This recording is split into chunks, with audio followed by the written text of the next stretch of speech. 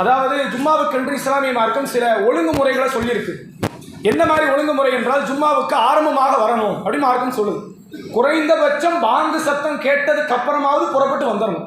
நீங்கள் அதை தாண்டி வந்துடனே இருக்கக்கூடாது, இருந்தால் அது பாவத்திற்குரிய ஒரு காரியம் என்று மார்க்கம் சொல்லுது. ஆரம்பமாக வரக்கூடியவர் ஒட்டகத்தை குர்பான் கொடுத்த நன்மை, பிறகு வரக்கூடியவர் மாட்டை குர்பானி கொடுத்த நன்மை, அடுத்து ஒருவர் ஆட்டை, அடுத்து கோழியை, முட்டையை தர்மம் செய்த நன்மை என்றெல்லாம் மார்க்கம் சொல்கிறது. இந்த ஜும்மாவுக்கான பிரத்யோக ஒழுக்கம் என்று சொன்னால் ரெண்டு முக்கியமான ஒழுக்கம் தான், வேறு எந்த ஒழுக்கம் கிடையாது. பள்ளிக்குள் வந்தவுடன் அல்லாஹ்வுடைய தூதர் அவர்கள் 2 ரக்காயத்து தொழுங்கன்னு கட்டளையிடுறாங்க. இது கட்டளையிட்ட ஒரு காரியம். ரசூல்லா பயான் பண்ணிக்கிட்டு இருக்கிறாங்க. ஜும்மாவுக்கு ஒரு நபித்தோழர் உள்ள வரார், உட்கார்ந்துடுறாரு.